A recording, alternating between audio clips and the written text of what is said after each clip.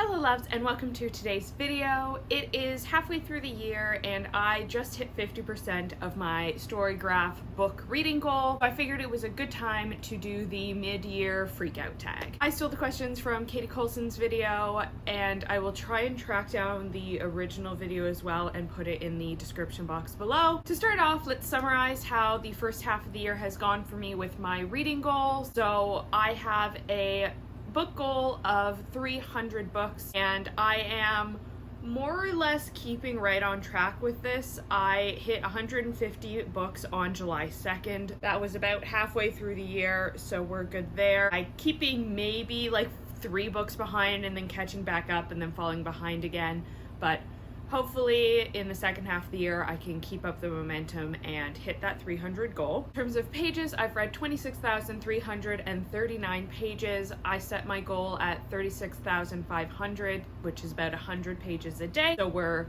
ahead for that goal.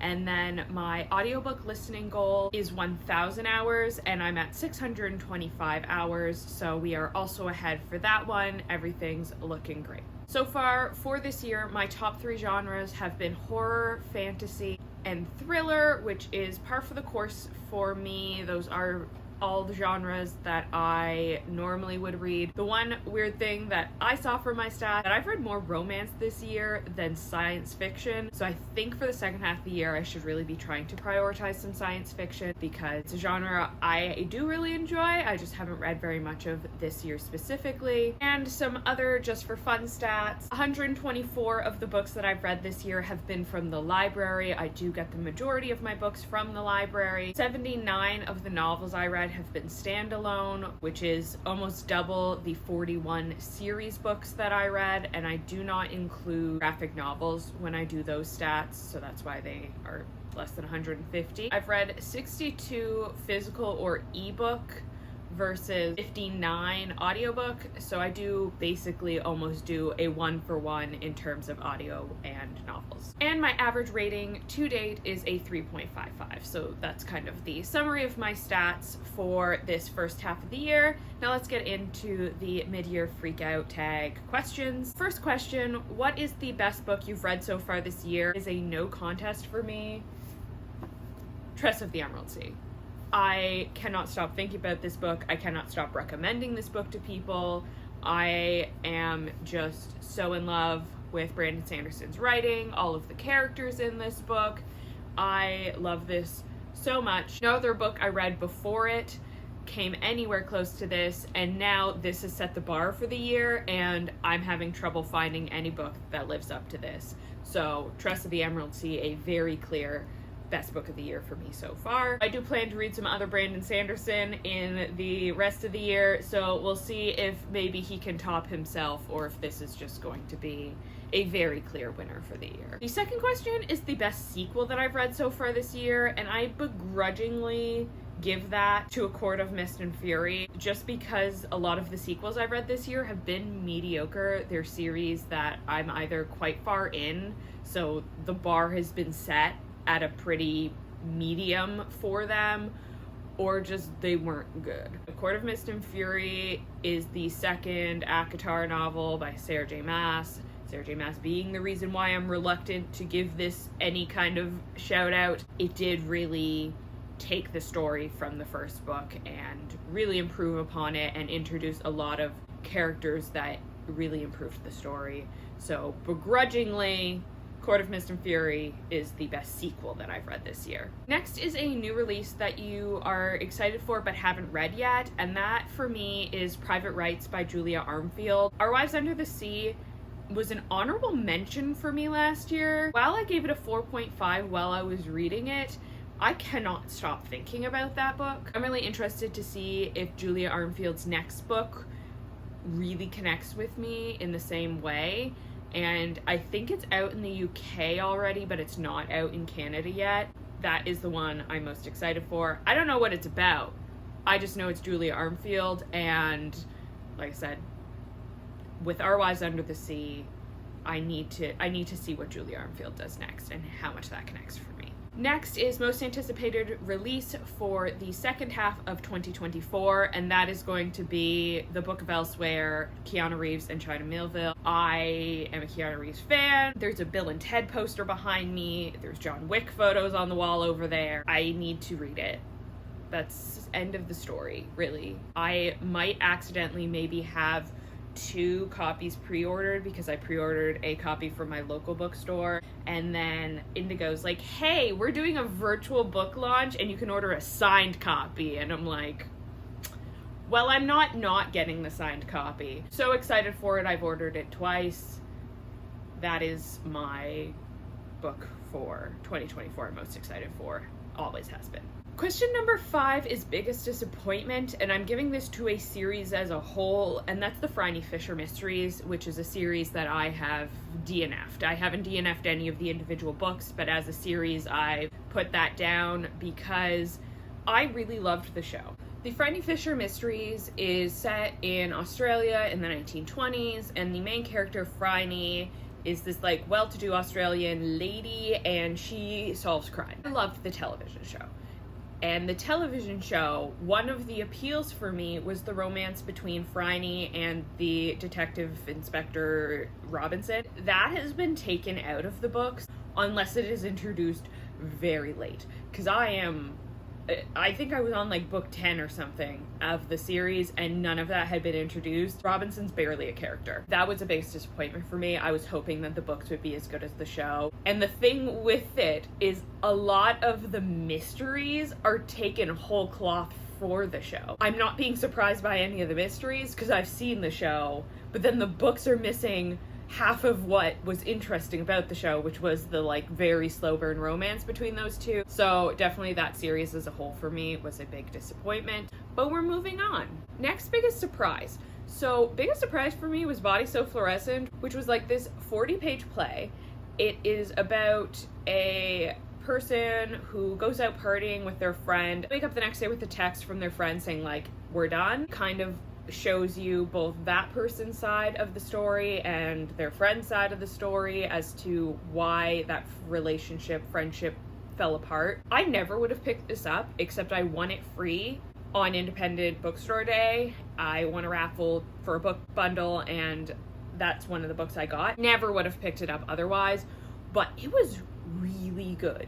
It was short to the point, but the point it made was explained well enough to know exactly why things were problematic, and it made its point and it ended. I love that. I love when we don't fill things out because we want to make a point, we're going to make that point, and then we're going to end it before we end up either talking ourselves into a corner or just obscuring our point in so much filler. Body So Fluorescent, I believe it was Amanda Cordner. That was my biggest surprise of the year. I wasn't expecting to have a play be one of my favorite books of the year so far. New favorite author, Brandon Sanderson. Just based on the writing of Trust of the Emerald Sea, if you watch that vlog, I describe the writing as just so cozy and so comfortable, and it just makes you feel so optimistic about the world. This is the only full Brandon Sanderson I've read, but I'm also reading Elantris right now. I'm about halfway through. And Elantris is his first novel, and from what I've seen, a lot of people are like, don't start with Elantris, because, you know, it takes him a little while to find his footing. That's him finding his footing. I'm so excited for the rest of, like, Mistborn and the rest of the Cosmere, because the writing in Elantris is already really freaking good. Brandon Sanderson, definitely a new favorite author for me based solely on Trust, and I'm so excited to delve more into his body of work, of which there is so much, and I'm like already panicked because he releases so quickly. How am I going to keep up? Next is Newest Fictional Crush, which I mentioned I read a lot of romance this year, more than I normally would. I don't really have any like fictional crushes. The closest would maybe be Jesse from the Friendship Study. He is just a really sweet character. He is a former firefighter, and like firefighters over cops every time. Bisexual man, which is part of the book. So if I have a new fictional crush, this is about as close as I'm getting. In terms of new favorite character, again, nothing really stood out to me of immediately, like, this is who it is. Closest, Butcher and Blackbird, but not either of the main characters. It's the friend Lark. And I am prefacing this with I haven't read Leather and Lark yet. I own it, I haven't read it yet. But basing it solely on her character in Butcher and Blackbird, I think I would be best friends with Lark because we would just be making Keanu Reeves references back and forth at each other. So I think we'd be besties, and that would be based solely on this. If that changes in Leather and Lark, I reserve the right to change that answer. Number 10, a book that made you cry. For me, that was How High We Go in the Dark by Sequoia Nagamatsu. This is a series of, I would say, vignettes of a new disease being released from the permafrost due to climate change, and it just absolutely devastating the human population.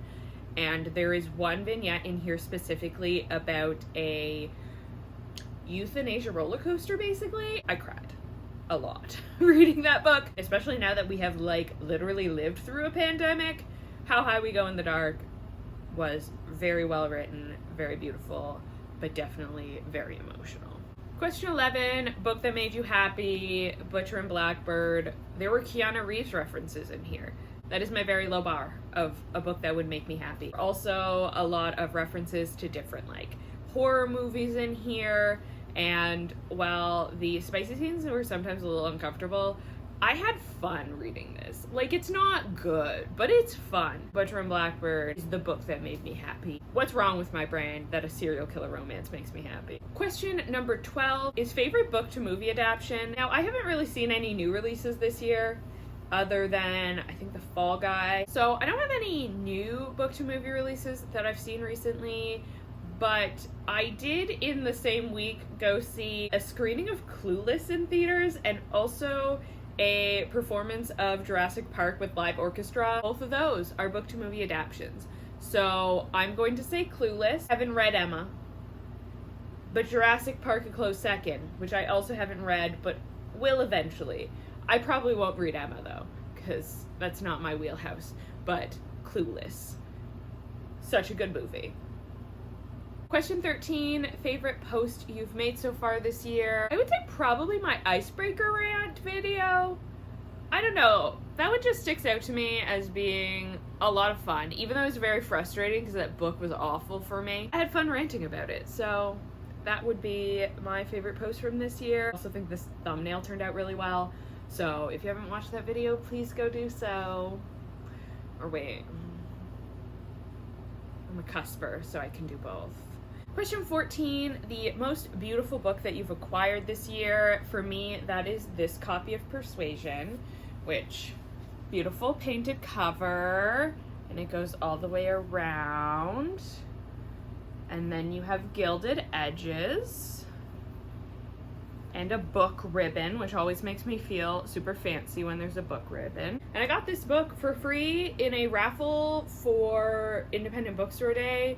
It was in that same package with Body So Fluorescent I mentioned in an earlier question, so this just adds a touch of class to my unread shelf, and I think it's just absolutely stunning.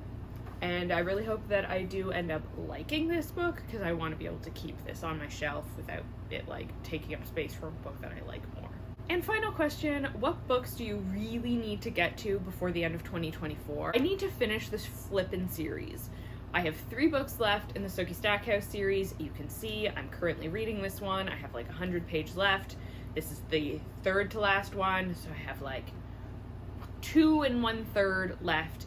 And I've been reading this series since I was 16. I might have taken a very long break between starting it when I was 16 and then picking up again when I was like 28, 27 maybe. But I need to get the series over with. I'm turning 30 this month.